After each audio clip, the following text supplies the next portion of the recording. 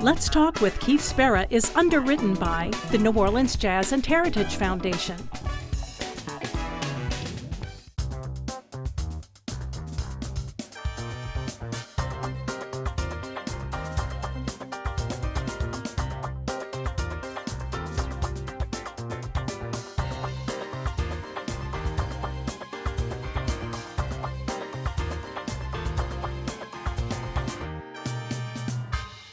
Hello, I'm Keith Spera from NOLA.com and the Times-Picayune.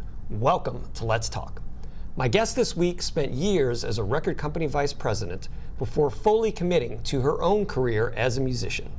Trained as an opera singer and a classical pianist, this self-declared folk rock diva draws on soul, jazz, and other sources to distill her own powerful brand of Americana music. Since her latest album, All Is Forgiven, came out in late 2023, health issues have prevented her from touring, but she'll stage a comeback concert at the Ellis Marcellus Center for Music in the Upper Ninth Ward's Musicians Village on March 5th. It is my pleasure to welcome Lilli Lewis. Lilli, welcome to Let's Talk. Hi, Keith. Thanks for having me. Did that intro sound like you? That sounded great. It's always surprising to find out, what has sifted through and what's coming through in this moment, so yeah. What has sifted through? Yeah, because Right. it is. I mean, it is a weird thing to have yourself defined by others. I mean, you know what the real story is, you know who you are and what you do, but sometimes that doesn't necessarily translate to the media's perception. It absolutely never does, in fact. So. Well, let's try and break that streak here. Let's try and get it right. Oh no, just get creative. Let's just make it up. So for folks that maybe aren't familiar with what you do, I try to give a little taste of it. I mean, because you are trained as a classical pianist. I mean, you went to college for piano, University of Georgia, correct? Right. You can sing opera. Yep. But yet you're doing music that is not classical and not opera. It is in the Americana genre.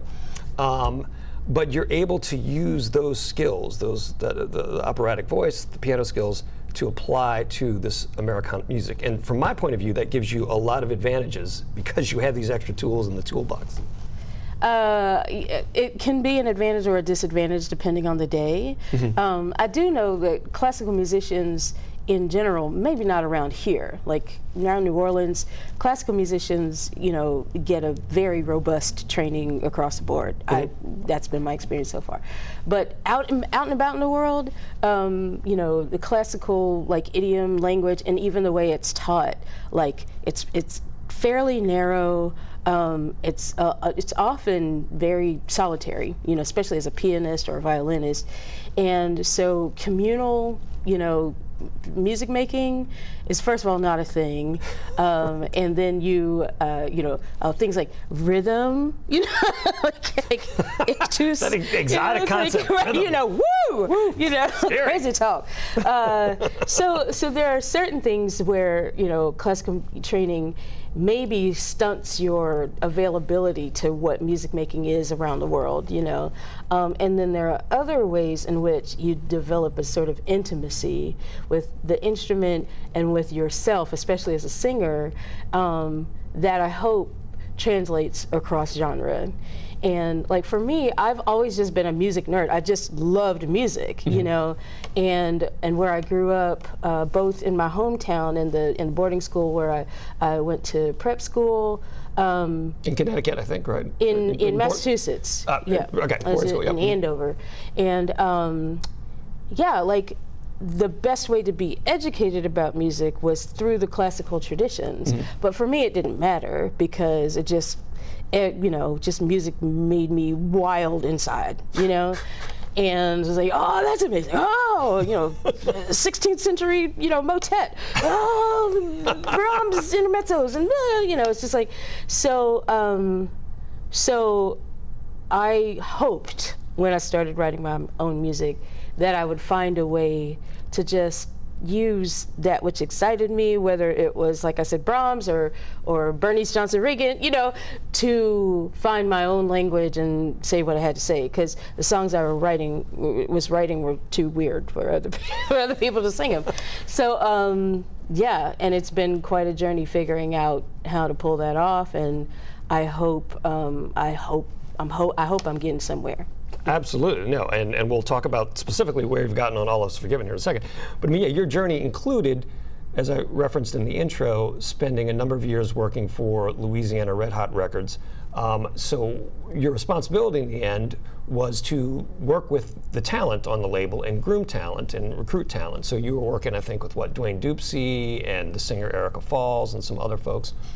All along, were you thinking, I should be doing this as well? I mean, did you want to sign yourself to the label at any point? No, not at all. Like when I first came in, I was in a band with my wife called The Shiz. And I loved that band. It was super fun. But I was put in my place right away. The guy who hired me, Harris Ray, who's passed away back in 2017, you know, he was like, pat on the head, you know. And then, honestly, to tell you the truth, like, Harris put me in every big conversation he was in with any record exec in the industry, you know, from day one. I think my interview was him interviewing Corey Henry, you know, and Corey Henry, that's the trombone player, right? Trombone player, right? Exactly. And that's where it started. And then, you know, he sat me down with all of these people in the industry and just put me in the room and they talked so explicitly about things like marketability and blah, blah, blah, blah. And every sentence ended with like, yeah, I know you do this music thing on the side, but whatever. You're gonna make a great record exec, you know, don't worry about it. and so I very, you know, quickly was like, oh, my job is to facilitate, and I'm such a geek, you know, and so obsessed with genius, and there's such a, you know, overabundance of that here, that it was pretty gratifying, you know, to serve in that way. But, you know, then you have these pesky little songs that show up, and then, you know, your breath wants to move and your body wants to move, and so I tried to quit several times because I was like, even though this is very gratifying, I think I have to sing. It's like, and I've already been told that this is not a home for me, so I'll, you know, go out and fall on my face and, you know, do that. And ultimately, I started putting out records on Red Hot because the final time I wanted to quit, Harris had just passed away. And then there was this question of, you know, continuity, and there was a deal made, a deal with the devil. I'll put out your record, you know, the new CEO. I'll put out your record if you'll stick around. And I was like, all right, let's give it a try, you know. So that was the deal. You would stay, if you stayed with the label, working for the label, they would put your records out as well. So, right. But I gave myself no budget.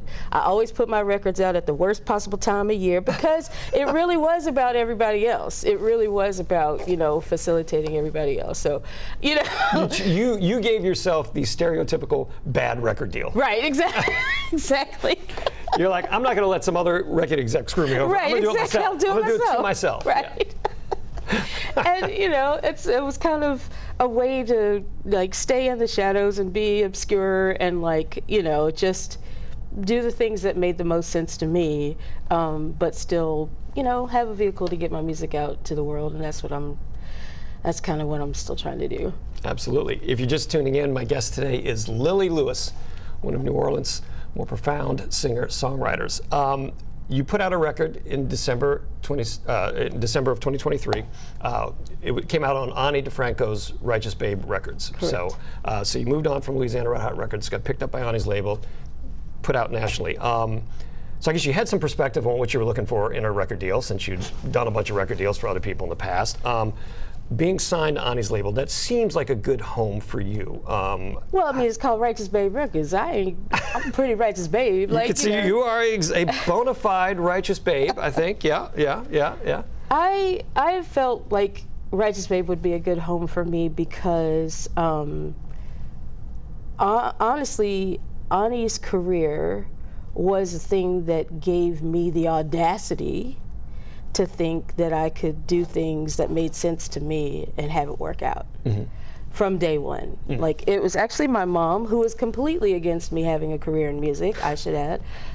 She's recently deceased, so I don't mean to speak ill, but but Yeah, so my mom was the one that shared Ani's story with me, because Ani was coming to the campus where my mother worked. She was an academic advisor at UGA. And she just thought, oh, this is so fascinating, yada, yada, yada. See that business degree I told you to get, this is how, that kind of thing. And so then also as a young queer youth, young queer woman, in this like fully expressed, crazy creative, person coming up in the world, righteous babe, yes. Creating her own platform, and taking the hits as they came, made me think, oh, that's how you're supposed to do it. So for 20 years later, to find myself, a home, and then she also championed artists at the time that I was really into, like Toshi Regan was a huge root of mine, Andrew Bird, Anais Mitchell, all these people went through the Righteous Babe family. Yep. And all of that stuff was stuff that had been inspiring me along the way. So yeah, it felt like, oh, how convenient is this, because I had a lot of full circle moments last year, like getting to tour with the Indigo Girls. So, it's like all this stuff, like 13-year-old Lilli is like, yes, So if 13-year-old Lilli had known, right, one day she would grow up to tour with the Indigo Girls. A lot of things would have been done. Well, that is the kicker, isn't it? And Righteous Babe is also home to another New Orleans artist, Joy Clark. Absolutely. Who's been on the show. And so, so Ani, who I guess still lives here most of the time, I mean, she has been very good about mining the local talent and finding folks here to put out on the label. Right. The title of the record is All Is Forgiven. Who is that title addressed at? Is it addressed to someone specific? It's really addressed at me. Like, you gotta let it all go, baby. Like, that's enough. Enough is enough. I used to call myself the Prince of Darkness because I was a little Charlie Brown, just like walked through the world like, why so much rain, And I think Ozzy Osbourne already has that nickname, Prince of Darkness. I think it's taken. That's right, and I haven't eaten any bird heads. So, there you go. Yeah. All right, so you couldn't take that. Fair. So I had to change my identity. And I just went through a season that was incredibly tough. Like I was feeling betrayed and lost, didn't even know my name, didn't know if I had any more records in me, yada, yada, yada, yada. And then Mark reaches out, my producer, Mark Bingham, reaches out. He's like, yeah, this record business is for the birds, but I do want to make another record with you. What you got? And I was like, I ain't got any, And, but I did. I had songs sitting on my, my Google Drive that had been born of just like, trying to claw my way back. And so I went and I flirted with him. He came out and visited and made me play them for him. And he's like, yeah, it sounds like a record. and then went off on his merry way. So really it's me forgiving anyone that I felt betrayed by, any circumstance that was just bad convergence, like me forgiving myself for the pain that I had caused, me forgiving, the people who were supposed to rear me for any kind of shortcomings, all of it, because I was like, I can't hold it anymore. I can't move forward, without trying to let some of this go. And then that particular song came in during Americana Fest in 2022, I think. And it just harassed me, this repetitive chorus. It's like, all is forgiven, all is forgiven. I was like, oh, that's the name of the record. And also, that's the mantra for the next year, and that's the thing we're gonna tour talking about, because forgiveness is so powerful. So it's really directed in all directions, and every track is like, a different expression of the journey of forgiveness. Absolutely. If you're just tuning in, my guest today is pianist and songwriter Lilli Lewis. Now, it was kind of, in a way, making the record, giving the record that title was kind of a restart, like you said, cleaning the slate, starting over, and you had all these plans to go out on tour with it, make it happen. That didn't work out. No. So it sure didn't. So you've gone through some things, some health things, and you're kind of clawing your way back. Is that safe to say? Correct. So the way it goes is, in mid-September I get an ankle injury that blows my mind. It's like, how could a little ankle sprain be so impactful? So I can't walk. Musicians Clinic buys me a wheelchair, and I need some PT. And in order to get the PT, I have to get a referral from my PCP. And I go in to see Catherine, Kathleen LaSpera. You know, everybody around here knows her. Your primary care provider. Right, exactly. And she's like, well, you owe me blood work, so let's get some blood work. So I'm like, no problem. We do the blood work. She's like, baby, your kidneys don't work anymore. They're gone. We'll put you in the hospital, see if we can pull them back, you know.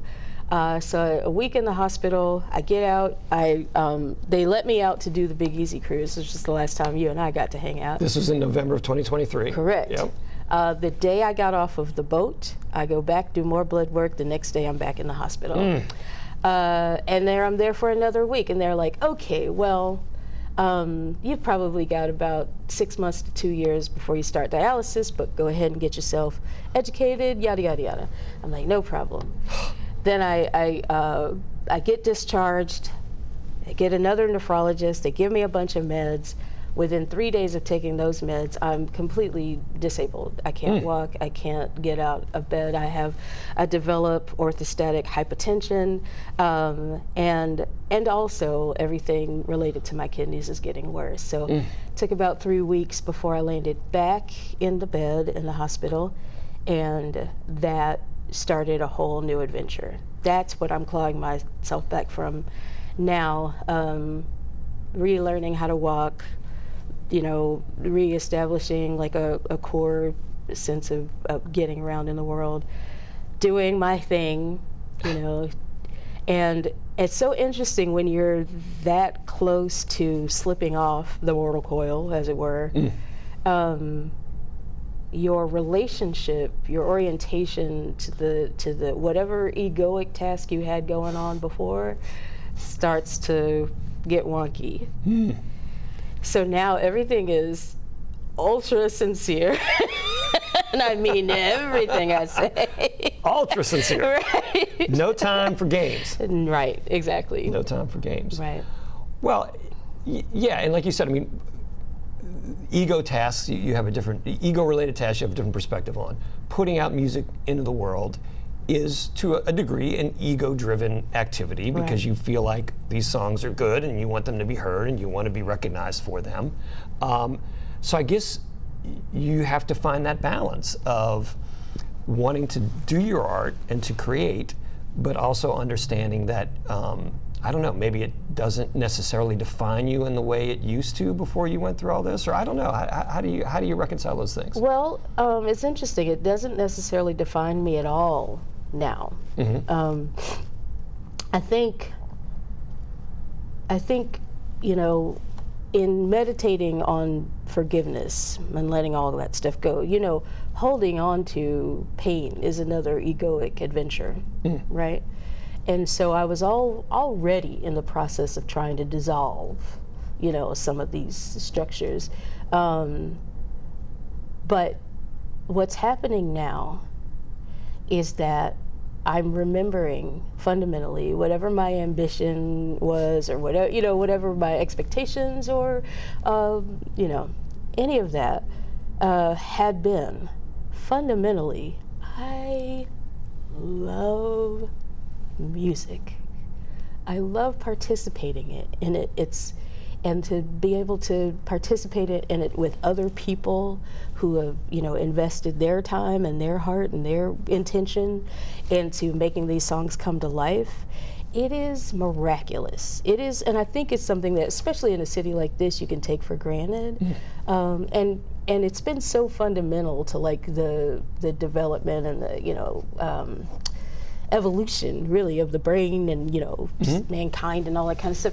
Like, it's so fundamental that we can take it for granted, but you know, if all of that is stripped away, you can't take anything for granted, then the things that you love have a real bright, sparkly sheen on them. And all of a sudden, it's just a beautiful seashell on the beach that you want to share with your parent, or like, look at that, you know. And I think that the only balance to be found in that is just comes from leaning into the appreciation, come what may, you know. So now there's no attachment to outcome because I can't afford it. I honestly don't know how many shows I'm going to be able to do a year, you know, and I don't know how long I'm going to be in this kind of tenuous situation. So yeah, there's no ambition here. It's just, you know, like appreciation, and that's a pretty delicious place to sit. It really is. Absolutely, absolutely. If you're just tuning in, my guest today is Lilli Lewis, the piano player and songwriter based here in New Orleans. So yeah, you talked about the shiny seashells that you want to pick up, and yeah, music clearly is that. But like you said, it's not result oriented anymore. It's creating the art because that is who you are, is doing the song, and so you can't deny that. And regardless of what your physical condition is, you've got to find a way to do it. We mentioned the Big Easy cruise that we were on in November, a bunch of New Orleans artists on the boat, including yourself. And I saw you play one night there was a lounge at the very top of the ship. It was late one night, you were doing a solo piano thing, and I thought it was just lovely and bewitching. I mean, on that boat, there were a lot of guitars and a lot of big music, and it was great. But you playing that night on the piano was just incredibly striking. And the songs, as they appear on the record, are arranged, and you have other musicians on them, but stripped down just to the piano that night, I thought they worked incredibly well, which is the sign of a good song. Were you, and I wouldn't have known anything was wrong watching that night of the boat. I mean, was it a struggle to play that? Oh God, was it ever? The next morning, Irma Thomas was coming through the breakfast line, and she was like, "Baby, how was your set last night?" I was like, "It was okay. How was yours?" She was like, "I got through it." I was like, "Me too, me too." So, yeah, it was really, really difficult. The second one was a little, I think the one you saw was a little better than the first, but yeah, it was really difficult and pretty scary.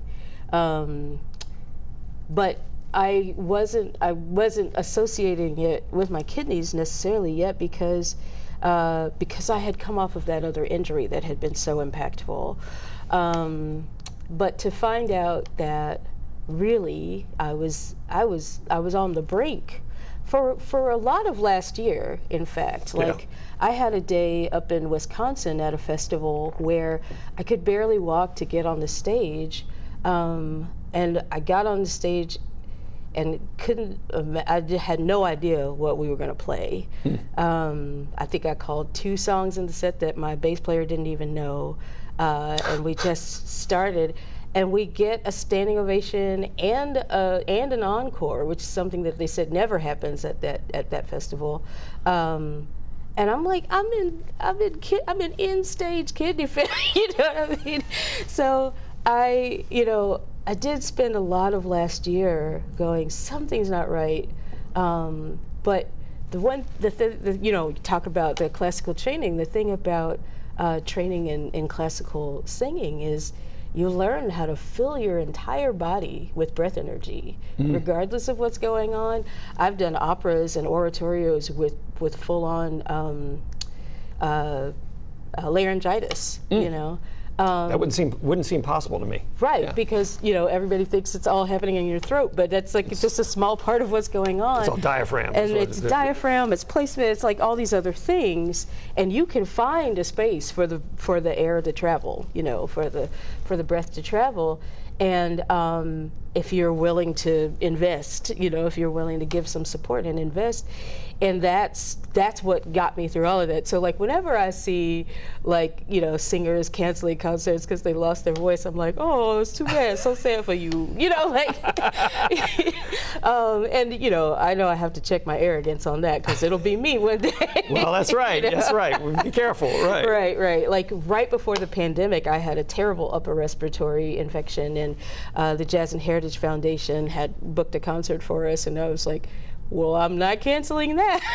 and there was nothing I could do about it. So we did the show, and I sound rough, you know, and I'm like, that's what you get, Lilli. And then they left that concert up for the entire duration of the, on their main page of the website for the whole pandemic.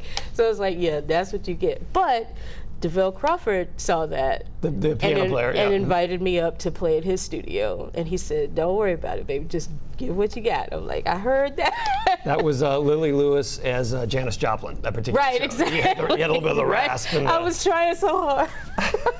That's funny. All right, well, we just got a couple minutes left here. The comeback show, I guess it's safe to call it a comeback show, coming up at the Ellis Marcellus Center here. You're going to have your band with you? Yep. You're going to do a lot of this record, I suppose.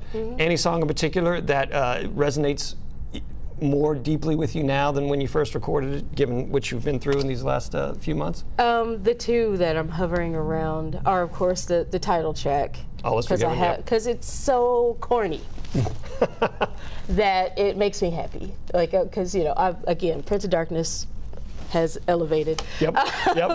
And then also the French tune, the lullaby, the Ciel Eternal Sky. It's really humble, and it's the one that I sing for myself. It's like, you're gonna be okay, baby. It's gonna be all right. So. You gonna do that one at the show then? I hope so, unless I chicken out. Singing it for yourself. I mean, ultimately, that's kind of what it's about at this point, is singing it for yourself, and as much as you're able to share it with other folks, you do what you can do. Exactly. All right. Well, Lilli, I really appreciate you coming on the show here. I appreciate you talking about all these things. I hope the comeback show goes well, and I hope you're able to get back on the road at some point and sing. Maybe we'll see you at Jazz Fest this year, do some shows around that time. So, Good. All right. Well, I'll even have one with Joy Clark. Oh, good. Are you? Yeah, I think we're going to be at the Ace on May 3rd. Very good. So. Very good. Well, great. There'll be a bunch of righteous babes. That's right. Righteous Babe Fest. Very good. Well, Lewis, thank you very much for being here. Thank you so much. All right.